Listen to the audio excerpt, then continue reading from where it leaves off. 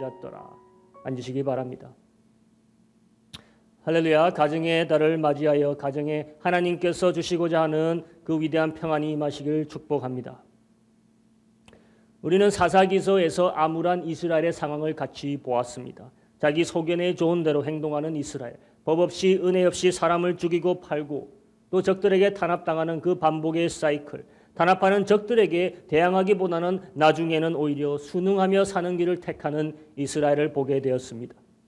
회개하고 하나님께 부르짖는 세대에서 이제는 지배와 탄압을 그저 현실로 받아들이며 부르짖는 소리가 사라져버린 사사시대의 마지막을 우리가 얼마 전까지 같이 보았습니다. 적과 싸우기보다는 같은 형제를 죽이고 아내를 죽이고 딸을 죽이는 데 내어주는 이런 무너진 이스라엘의 가정의 상을 우리가 사사기서의 마지막에 가서 보게 된 것이죠. 여러분, 사사기의 시작이 어땠습니까? 전쟁으로 시작한 것처럼 보이지만 사실은 한 가정의 시작으로 시작한 게 사사기서입니다. 누구냐? 바로 갈렙의 아내를 승리의 전쟁의 상급으로 얻어내는 용사 온니엘에서 사사기의 시작이 시작됐습니다. 근데 끝이 어땠습니까? 패잔병 베냐민의 후손들이 여호와를 찬양하기 위해 온 젊은 처녀들을 납치하여서 대가 없이 노력하여서 자신들의 아내로 삼는 그런 값없지 않는 가정의 상으로 이 사사기서가 끝이 나는 것을 보았습니다. 그야말로 비열한 방법으로 숭고한 가정에서 시작했건만 그야말로 사사기서의 마지막은 비열한 방법으로 시작된 가정을 보게 되었습니다. 그러면서도 바로 전까지 지난 몇 주 동안 우리는 한 가정을 보게 되었습니다. 바로 룻기서죠. 룻기의 가정, 나오미의 가정을 같이 보았습니다. 이 한 이방인의 여자가 상상하기 힘든 은혜와 사랑의 능력으로 죽은 것 같은 가정에 생명의 씨를 터뜨리는 것이요, 열매를 피어나게 하는 것입니다. 이 모든 것을 통해서 우리는 사회의 타락과 흥망은 가정의 타락과 흥망과 연결된다는 것을 알 수가 있습니다. 또한 사회의 회복과 사회의 구성 역시 하나의 가정에서 시작할 수 있다는 것을 볼 수가 있습니다. 마찬가지로 오늘 하나님의 그 구속사역의 연장선에서 우리는 사무엘상으로 들어갑니다. 그의 왕국을 세우려는 하나님의 그 위대한 계획이 사실 사무엘상에서도 한 가정에서 시작하고 있음을 우리는 볼 수 있어야 합니다. 그러니까 우리의 가정도 마찬가지겠죠. 하나님의 구속의 계획, 하나님의 나라의 계획은 여전히 가정을 통하여서 가정으로부터 시작하고 있다는 것을 우리가 알아야 됩니다. 사무엘상 사무엘아, 이제부터 우리는 긴 이스라엘의 그 왕정의 역사를 같이 보게 됩니다. 이 책들은 그 어떤 책들보다도 한 사람의 인생에 대해서 강조하고 있는 책이죠. 그리고 그 사람의 인생과 관련된 사람들에 대해서 이야기가 되고 있는 게 이 책들입니다. 모두 다윗이라는 한 인물에 대해 포커스를 맞추고 있고 있습니다.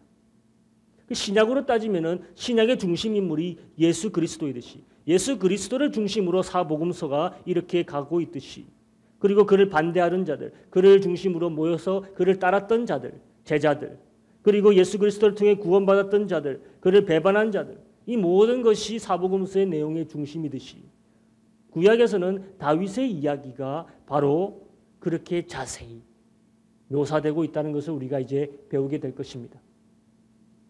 예수님의 사역의 시작이 침례 요한을 통해서 공식적으로 시작했듯이 다윗이 왕으로서 그의 사역을 시작할 때는 그의 사역을 공식화해줄 인물이 하나 필요했습니다.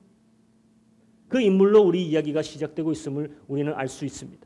예수님은 하늘이 열리고 하나님 아버지께서 성령의 능력을 직접 부어주신 일로 시작했지만 그 또한 바로 선택하고 지명된 침례 요한이라는 사람을 통해서 그 일이 이루어졌습니다. 이스라엘에서 가장 사랑받고 존경받는 인물 다윗도 마찬가지죠. 하나님께서 그의 영을 그에게 부으시고 성령 충만을 주셨던 그도 하나님이 선택한 선지자의 기름 부음으로 그 사역이 시작된 것을 우리가 알 수 있습니다. 그 선지자 이름은 바로 사무엘입니다. 예수님 오시기 전에 선지자가 끊어졌던 시대였습니다. 400년이라는 시대가 암흑이었습니다.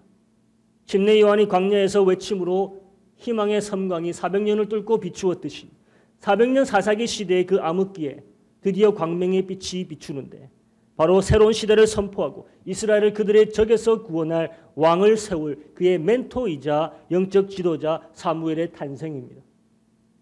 그런데 그 스토리가 어떻게 시작되느냐? 그가 뭐 어떻게 영성 있는 자로 교육받고 하나님을 만나게 되고 선택을 받았느냐로 시작하는 것이 아니라 그의 가정의 이야기로 시작하고 있음을 우린 알아야 됩니다. 그의 출생의 배경 이야기로 시작하고 있다는 것이요. 그의 아버지와 어머니의 이야기로 시작하고 있음을 우리는 알 수가 있습니다. 무엇보다 그의 어머니가 어떠한 과정을 통해서 그 암흑의 시대의 광명을 비출 마지막 사사이자 가장 첫 번째 선지자를 어떻게 배출하였는지, 그 과거의 시대와 미래의 시대의 교두부가 될 인물을 배출하였는지 오늘 성경은 그것을 얘기하고 있습니다. 다시 한번 성경의 역사는 한 가정의 한 여성의 결단으로 시작하는 겁니다. 여성은 위대하죠. 어머니는 위대합니다. 다시 한번 어떻게 비천에 처한 여성이 한 나라의 장래까지 책임질 그 아이를 낳게 되는지. 이 룻기서와 비슷한 맥락입니다. 룻의 변함없는 사랑과 넘치는 은혜의 결단이 죽음과 생산력이 없는, 생산력을 잃어버린 나오미에게 민족을 구할 새 생명을 안겨주었던 것처럼 마찬가지 한 나라는 여성은 도대체 어떻게 잉태할 수 없는 그 불임의 상황을 극복하고 전복시키고 이스라엘에게 광명을 비출 영적 지도자를 배출할 수 있었느냐. 생산력이 없는 나오미와 한나 둘 다 이스라엘의 영적 상태를 지적하고 있습니다. 하지만 이제 두 가지를 우리는 볼 수가 있습니다. 룻기서에서 암흑의 상황을 전복해야 한 가장 큰 요소는 일방적이고 무조건적인 누군가의 은혜였다. 반면에 오늘 다른 쪽을 우리는 볼 수 있습니다. 한나의 상황은 내부에서 스스로에게서 일어나고 있는 역사라는 것을 아셔야 됩니다. 그러니 우리의 삶의 역사가 일어나고 우리의 삶에 내가 높이 날아오르는 방법에는 반드시 두 날개가 필요합니다. 하나는 나의 밖에서 작용하는 외부적인 요소이죠. 나를 들어 올려주는 바람과 같은 외부적인 요소가 있어야 되는가 하면 하나는 내 안에서 내 스스로를 추진하는 능력, 내부적인 힘이 있어야 된다는 것입니다. 룻의 은혜와 사랑이 밖에서 나오미라는 인생을 들어 올려주는 힘이 됐다면 오늘 한나의 도전은 외부에서의 도움보다 먼저 내부에서 스스로를 일으켜 세우는 동력원을 만들어내고 있다는 것을 우리가 봐야 된다는 것입니다. 한나도 가정의 대를 잇기 위한 소망이 있었습니다. 그런데 그녀는 그 소망에서 한 발 더 앞서갔습니다. 나아갔습니다. 그리고 하나님은 그걸 주목하셨어요. 오늘 우리가 안 돼야 되는 상황을 되게 만들어야 된다면 한나의 스토리에서 답을 찾을 수 있을 것입니다. 우리 말씀 사무엘상 1장 4절 6절로 가봅니다. 엘가나가 제사를 드리는 날에는 제물의 분깃을 그 안에 브닛나와 모든 자녀에게 주고 한나에게는 갑절을 주니 이는 그를 사랑함이라. 그러나 여호와께서 그로 성태치 못하게 하시니 여호와께서 그로 성태치 못하게 하심으로 그 대적 브닛나가 그를 심히 격동하여 번민케 하더라. 번민케 하더라. 한나는 번민의 여성입니다. 고뇌의 여성이에요. 사랑을 받지만 사랑에 보답할 수 없는 안타까운 모습으로 고뇌하는 인생이 한나의 인생이었습니다. 엘가나의 첫째 아내이지만 자식을 낳지 못한 지 오래예요. 둘째 부인이 자식을 여러 명 낳을 기간 동안 한나는 한 명도 낳지 못했다. 여러 가지 정황으로 보아서 아마도 이 둘째 부인은 대를 잇기 위해서 맞이했던 부인이라는 것을 알 수 있습니다. 설득 또는 강요에 의해서 아마도 엘가나가 얻게 된 아내일 것이죠. 그래서 그런지 엘가나의 마음은 여전히 한나에게 있었고 한나를 더욱더 사랑했죠. 하지만 아무리 남편의 사랑을 받았다 한들 한나의 입장은 다른 것일 수 있습니다. 자신의 상황에 순응할 수 없었다는 것이 자신에게 떨어진 분깃에 한나는 만족할 수 없었습니다. 그저 그렇게 남편의 사랑을 받는 것으로 그녀의 영혼이 자유롭지 못했습니다. 하지만 오늘 우리가 주목해야 될 부분은 따로 있습니다. 한나가 자식을 못 낳고 있는 것이 누구 때문이냐? 5절을 봅니다. 여호와께서 그녀로 잉태치 못하게 하심으로. 6절에 또다시 같은 말을 반복하고 있죠. 여호와께서 그녀로 잉태치 못하게 함으로. 왜 이 대목을 반복하고 있느냐? 강조하고 있느냐? 어떤 의미이냐? 한나는 분명 만족할 수 있는 인생이 될 뻔했습니다. 좋은 남편과 좋은 가문에서 행복하게 살 수 있었는데 단 하나의 문제가 있었다. 그 하나의 문제가 그녀 인생의 밸런스를 송두리째 흔들어 버리는 거예요.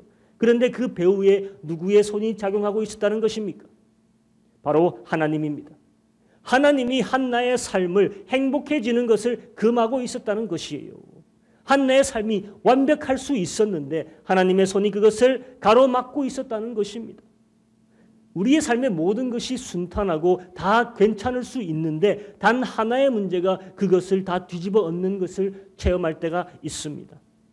그 하나의 문제 때문에 그 모든 다른 좋은 것이 눈에 들어오지 않는 것이에요. 나를 침울하게 만들고 나를 우울하게 만드는 겁니다. 근데 문제는 그 하나의 문제가 하나님이 허락하시고 하나님이 만드실 때가 있다는 겁니다. 모든 것이 완벽하고 모든 것이 평온할 수 있는 그곳에서 고의적으로 하나님은 나에게서 완벽한 상황을 허락하지 않으신다는 것이에요. 내가 크게 잘못한 것이 없어요. 내가 그렇게 교만하게 될 사람도 아니에요. 그런데 유독 하나님이 내게는 이 문제를 만드시고 나를 비천한 곳에 가둬두신다는 겁니다. 여기서 신앙인이 나타내는 반응이 두 가지 정도 있을 수 있습니다. 먼저 우리는 그곳에 하나님의 계획이 있다라고 믿음으로 버티고 나갈 수 있죠. 또한 두 번째로는 이건 내게 주신 하나님의 운명이다 생각하고 그 문제를 그냥 받아들이고 거기 순응하면서 지내고 보낼 수가 있습니다. 오늘 한나의 상황을 그 두 가지에 적용해서 본다면 한나는 애를 못 가지고 있는 이 상황, 다른 처가 들어와서 애를 낳는 상황에서 자신은 그걸 그저 바라보는 상황을 기도하면서 신앙으로 인내하며 버틸 수가 있습니다. 더 좋은 미래를 생각하며 믿음으로 조금 더 오늘 버틸 수가 있는 거예요. 신앙이죠. 또 다른 신앙의 모습이 뭐냐? 이 상황을 믿음으로 그냥 받아들일 수도 있는 겁니다. 그저 남편 엘가나의 사랑을 받는 것에 만족해하면서 더 큰 욕심 안 부리고 이만하면 됐지 뭐 순응할 수도 있다는 거예요. 감사로서 받아들인다. 자신이 자식을 못 낳는 상황을 그저 하나님의 뜻으로 받아들이고 감사함으로 그렇게 살다 가면 되는 거예요. 우리가 볼 때는 두 개 다 신앙의 모습처럼 보입니다. 그렇죠. 둘 다 성숙한 신앙인의 자세 같아 보이죠. 그런데 오늘 말씀의 요지가 뭐냐? 그렇게 해서는 안 된다는 겁니다.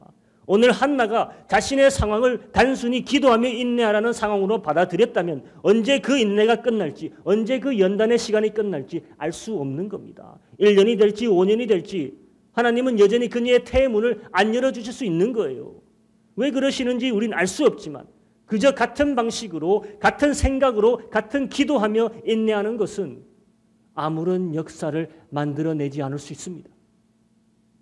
또한 만약 한나가 자신에게 주어진 상황을 그저 생각의 전환으로 받아들였다면, 그저 주어진 상황에 감사하고 자신의 위치를 겸손히 인정했다면 그냥 둘째 부인 브린나에게 당하는 수모와 아픔도 그저 생각하기 나름 그냥 웃어 넘기고 내 삶에 일어나는 모든 일을 그저 그럴 수 있다라고 생각하고 담담하게 받아들였다면 아무런 역사를 만들어내지 못했을 겁니다. 그게 하나님이 원하신 게 아니었다는 것이죠. 하나님은 한나에게 이런 것을 기대하고 있었던 게 아니에요. 한나는 순응해서도 안 되고 그저 같은 모습으로 인내만 해서도 안 됩니다. 한나는 분명 다른 방법을 취해야 하는 것입니다. 닫혀진 태의 문을 열기 위해서는, 하나님께서 닫아버린 문을 열기 위해서는 내가 취해야 할 방법이 뭐냐? 오늘 한나에게서 그것을 보기 원합니다. 두 가지를 보기 원합니다. 첫째, 한나는 끓는 마음으로 하나님께 다가갔다. 하나님의 역사의 시작은 냉철한 판단과 이성으로 시작되는 게 아닙니다.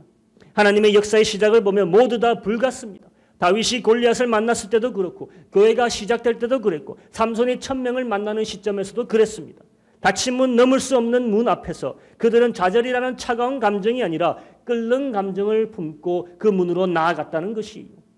사람의 넘치는 감정과 혼이 실린 갈망으로 감정의 바다에서 새로운 항해가 시작되는 것입니다. 오늘 한나가 하나님께 가져가는 감정들을 봅니다. 성경은 조목조목 그녀의 감정에 포커스를 두고 있어요. 감정의 단어를 한번 유심히 살펴봅니다. 1장 6절 하반절, 심히 격동하여 번민케 하더라. 한나의 감정의 상태가 어떻습니까? 심히 격동케 돼요. 격동하는 감정, 마음에 풍랑이 불고 있는 감정, 사나운 파도가 치고 있는 감정. 그리고 이렇게 표현하고 있죠. 심히 번민케 되었다. 번민하게 되는 것이 인생이지만 심히 번민한 상태가 계속 지속되는 것은 드뭅니다. 마지막으로 우리가 심히 번민케 되고 심히 격동케 된 적이 언제입니까? 이것이 바로 내가 풀리지 않는 문제에 대해서 내가 하나님 앞에 가지고 가야 될 재물의 연료가 된다는 것이에요. 엘가나와 한나와 브닌나가 다 예물을 드리러 가고 있지만 열리지 않는 문제의 답에 접근할 수 있는 키는 한나만이 들고 있습니다. 그녀의 감정이 하나님께 상달될 재물을 태울 만한 합당한 연료이라는 것입니다. 또 봅니다. 1장 7절 하반절 브닌나가 그를 격동시키므로 그녀가 울고 먹지 아니하니. 또다시 성경은 그녀의 감정을 자세히 보여주고 있죠. 격동된 상태, 심히 울고 있는 상태, 밥 먹는 것을 거부하는 상태. 마지막으로 우리가 운다고 끼니를 거는 적이 언제입니까? 기억도 잘 안 나죠. 아마 초등학교 때 이런 일이 있었던 것 같은데. 근데 바로 이거라는 거예요. 바로 이 감정이 하나님 앞에서 내가 뭔가 얻어낼 수 있는 포인트라는 것입니다. 1장 8절 어찌하여 울며 어찌하여 먹지 아니하며 어찌하여 그대의 마음이 슬프뇨 내가 그대에게 10 아들보다 낫지 아니하뇨. 엘가나가 한나에게 하는 말이죠. 그런데 여러분 잘 들어보십시오. 이게 한나에게 지금 위로가 될까요? 의도는 좋습니다. 한나를 위해 그 위로하고 싶은 마음은 좋아요. 근데 그의 질문이 어떻게 완성이 되고 있죠? 어찌하여 3번 why로 물어보고 있습니다. 지금 감정의 문제에 이성으로밖에 접근하지 못하는 엘가나의 모습이죠. 왜긴 왜입니까? 몰라서 묻습니까? 이건 답을 안다고 해답이 나오는 것이 아닙니다. 이건 깊은 마음의 문제입니다. 감정의 문제예요. 그러니 남편의 위로는 위로가 되지 않는 겁니다. 한나는 기댈 곳이 없는 사람입니다. 자신의 감정의 상함을 치료받을 것이 없습니다. 이런 감정의 소모가 한나는 너무나 컸음을 여러분 아셔야 합니다. 주체할 수가 없었어요. 하지만 그것을 그의 적 브닌나에게 쏟아붓고 있지 않습니다. 또한 자신을 대적하는 적에게 쏟아붓고 있지 않아요.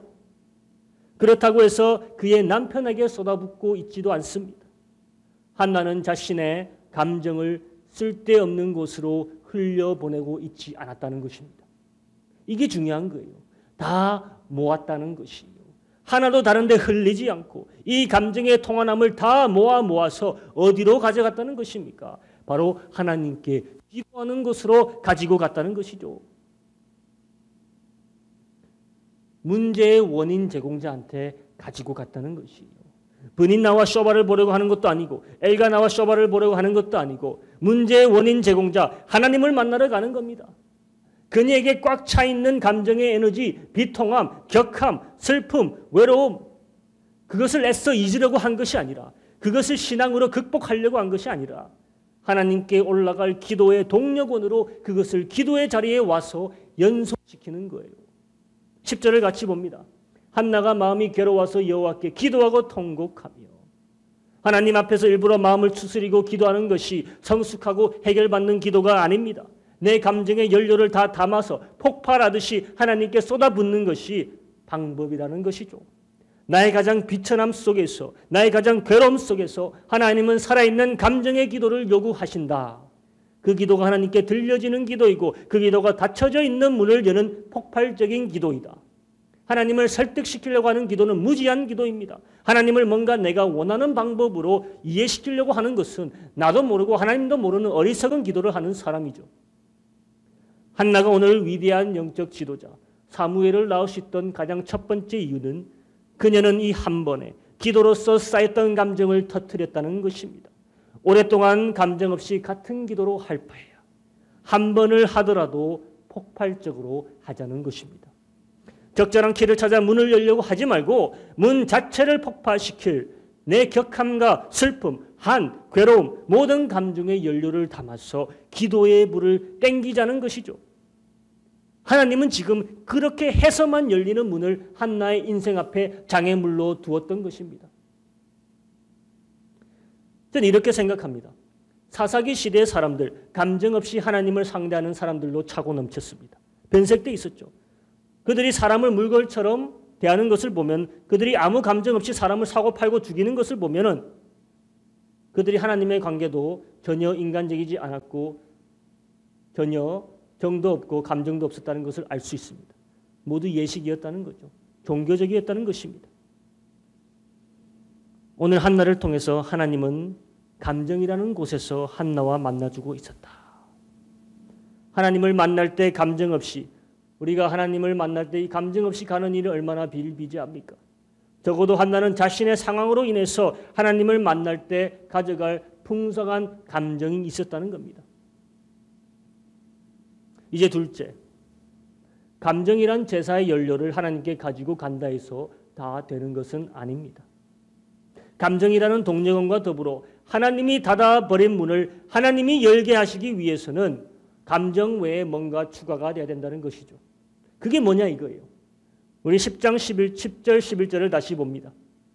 한나가 마음이 괴로워서 여호와께 기도하고 통곡하며 서원하여 가로되 만군의 여호와여, 만일 주의 여정의 고통을 돌아보시고 나를 생각하시고 주의 여정을 잊지 아니하사 아들을 주시면 내가 그의 평생의 그를 여호와께 드리고 삭도를 그 머리에 대지 아니하겠나이다. 10절은 감정의 연료를 하나님 앞에 태우는 한나의 모습이죠. 그리고 다음 절 11절은 그 감정의 동력원 위에 뭔가를 하나님께 더 이야기하고 있습니다. 성경은 한나가 하나님께 서원을 했다고 하죠. 지금 한나가 정확히 무엇을 기도하고 있는지 우리 이해할 필요가 있습니다. 한나는 하나님께서 자신의 태의 문을 열어 아들을 달라는 기도를 합니다. 그런데 그 아들을 주시면 그 아들을 평생에 하나님께 드린다고. 지금 하나님과 어떻게 보면은 거래를 하고 있는 것처럼 들리고 있습니다. 하나님 이걸 해주시면은 제가 이걸 하나님께 해드리겠습니다. Give and take. 오는 게 있으면은 가는 게 있다.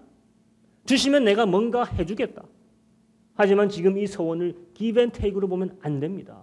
우리는 하나님과 거래할 수 없습니다. 거래를 할 수 있는 존재가 하나님 아니에요. 하나님은 우리에게 아쉬운 것이 하나도 없으신 분입니다. 이 서원의 본질을 우리가 이제 보기 원합니다. 그래야 지금 한나가 무엇을 얘기하고 있는지 알 수가 있습니다. 오늘 마침내 한나가 올려드리는 이 기도, 자신의 불우한 상황에 역전되어 아들을 갖게 될 때 갖자마자 자신이 그 아들을 낳으실 인으로 서원하여 하나님께 드린다는 이 내용, 그 말이 무슨 말이냐? 이 아들은 가정의 대를 이을 자가 이제는 아니라는 거예요.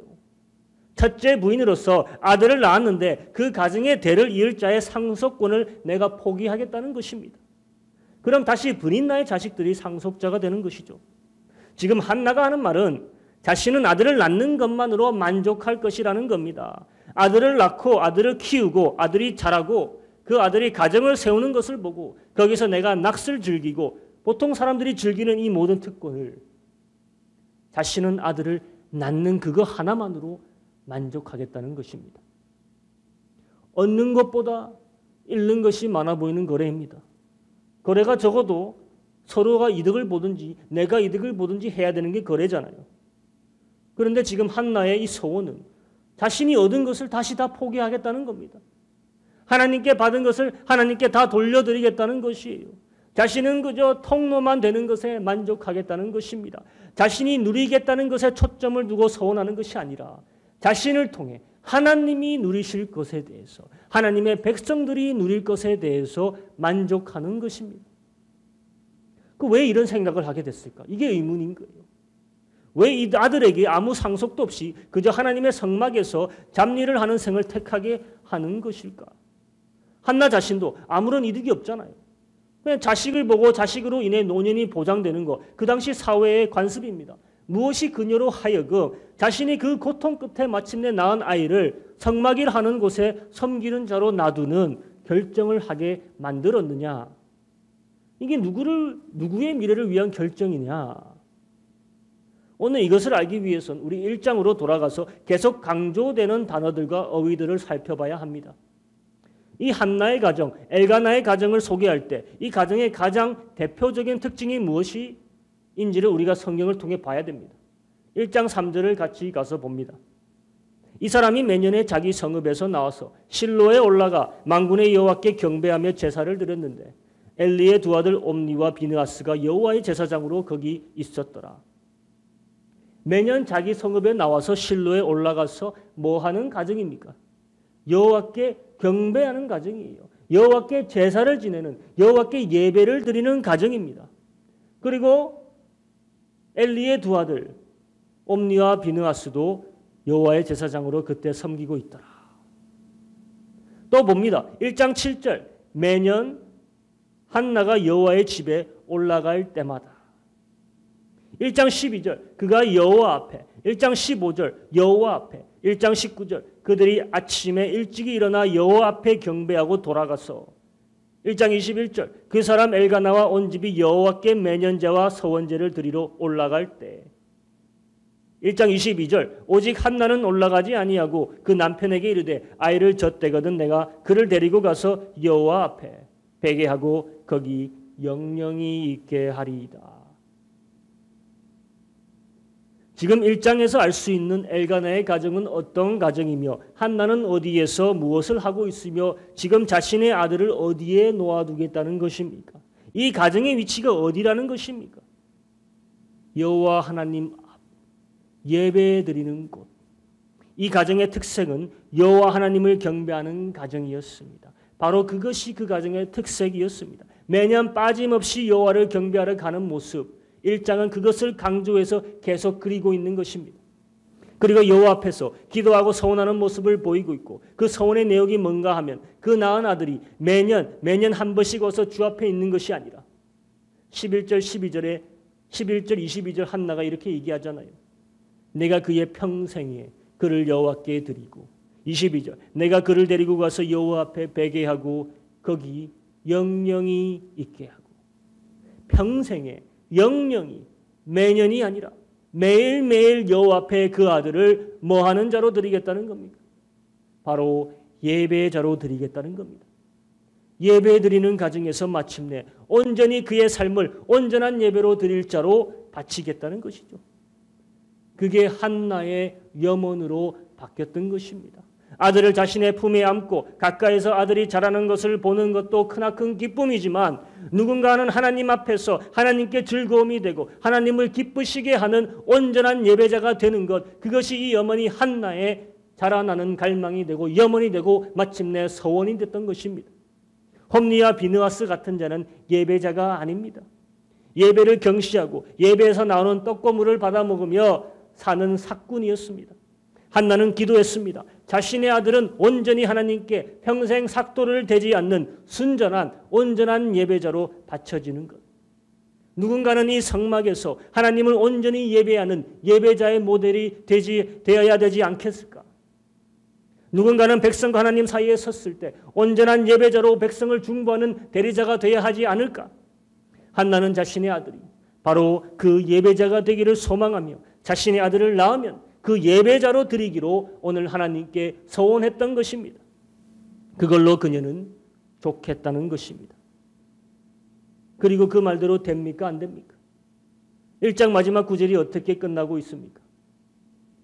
28절 그러므로 나도 그를 여호와께 드리되 그의 평생을 여호와께 드리나이다 하고 그 아이는 거기서 여호와께 경배하니라. 성경이 이렇게 표현하고 있습니다. 그 꼬마애가 그 어린 것이 거기서 하나님을 경배하였다. 이렇게 표현하고 있죠. 누가 경배하게 만들었다도 아니에요. 경배하라고 시켜서 한 것도 아닙니다. 경배도 가르친 것도 아니에요. 이 어머니의 염원대로 그가 여호와를 경배했다. 능동으로 표현하고 있습니다. 한나의 염원이 이루어진 것이죠. 이제 오늘 마무리합니다. 오늘 한 가정이 한 개인에게 열리지 않는 문제가 있었죠. 그것은 하나님께서 열리지 않게 굳건히 닫아버린 문이었죠. 그것으로 인하여 삶이 온전하지 못하게 느껴졌고 그것으로 인하여 나의 모든 다른 것들에 대한 기쁨이 사라졌고 하지만 그것으로 인해 궁극적으로 두 가지 일이 생기게 되었습니다. 내가 기도하게 되었습니다. 근데 그냥 기도가 아니었어요. 고난과 아픔과 눈물과 비참한 마음의 상태에서 모든 감정을 가지고 쏟아붓는 기도를 하게 되었습니다. 비로소 무슨 말이냐? 비로소 내가 하나님과 정말 솔직한 인간적인 관계를 형성하게 된 곳으로 갔다는 것이에요. 내 모든 감정을 쏟아놓고 보이지 않는 하나님께 얘기할 수 있게 된다는 것. 내가 하나님을 개인적으로 만나는 관계로 깊이 들어갔다는 것이죠. 나를 어렵게 하는 적들, 다른 이들에게 이 감정을 노출하는 게 아니라 그들에게 내 감정을 소모한 것이 아니라 하나님 앞에 가서 기도로서 이 감정을 모두 쏟아 놓았다는 것이죠. 바로 그것이 닫힌 문을 여는 능력이 됐다는 것입니다. 두 번째, 이 닫힌 문으로 인해서 나는 여전히 하나님 앞에 갔던 것이고 나의 문제의 답도 바로 하나님 앞에서 벗어나지 못하는 것으로 바뀝니다. 아들을 받고 아들을 내 앞에서 양육하는 것이 아니라 이 아들을 낳으면은 아예 하나님 앞에 영원히 있게 하리라. 그것이 어떨까? 이 시대의 진정한 예배자가 이스라엘에게 필요할 때인데 이 아들을 내가 가지기보다는 하나님을 예배하는 자리에 내려놓는 것이 어떨까? 오늘 우리 모든 닫힌 문의 해답을 예배의 문제로 전환시킬 필요가 있다는 것입니다. 우리는 우리의 닫힌 문제의 해답을 막힌 예배의 문제에서 찾을 필요가 있다는 것이에요. 지금 이스라엘이 어떤 상황입니까? 사사라는 엘리와 그의 아들 둘이 하나님의 전에서 예배를 담당하고 있지만 그들이 어떤 상태입니까? 이스라엘에 열매가 없었던 이유는 바로 예배의 문제입니다. 매년 똑같이 예배를 드리러 오는 모습이 이스라엘에 있었다 하지만 분이나 같은 원수가 하나님의 전에 와서 예배를 하고 있었다는 것이에요. 홈리와 비느하스 같은 자들이 예배를 담당하고 있었다는 것입니다. 하나님을 진정으로 예배드리는 마땅한 자가 없었다는 것입니다. 신앙인의 삶에 풀리지 않는 문제가 있다면, 하나님께서 닫아버린 문이 있다면, 그것으로 인해 내가 고민하고 내가 힘들어하고 있다면 해결책은 참다운 예배자의 모습에서 찾아야 된다는 것입니다. 하나님에게 있어서 가장 중요한 문제는 늘 예배의 문제였습니다. 하나님의 관점에서 그 앞에 놓인 과제는 그의 믿는 자들이 버린 예배의 문제라는 것이에요. 가장 중요한 문제가 하나님께 예배인데 그럼 하나님이 어떤 문제를 통해서라도 우리에게 그 문제를 딜하시기를 원하신다는 것입니다. 예배를 회복하길 바라고 있고 예배를 다시 세워나가기를 바라신다는 것이죠. 내게 닫혀있는 문제를 나와 하나님 그리고 예배의 문제로 전환시켜야 그 문이 열린다는 것입니다. 오늘 이 들은 말씀을 가지고 우리 같이 기도하기 원합니다. 내게 풀리지 않는 문제가 있다면, 내게 하나님께서 닫아버린 것 같은 문제가 있다면 그 문을 열 유일한 방법은 보통 기도로는 안 된다는 것이요. 그저 같은 반복적인 기도가 아니라 정말로 내 마음의 고통과 감정이 실린 하나님께 정말 쏟아붓는 뜨거운 기도, 그리고 그 기도하실 때 그대의 문제, 열려지지 않는 이 모든 문제를 바로 다시 예배의 문제에서 찾아야 된다는 것입니다. 우리에게 막혀버린 문제가 있다면 이것은 어딘가에서 예배의 문제라는 것을 아셔야 됩니다. 이 시간 우리 안에 놓여있는 문제가 있다면 어디서 문제가 시작됐을까? 과연 내가 예배의 자리를 등한시하지 않았을까? 내가 진정으로 하나님을 예배하는 것을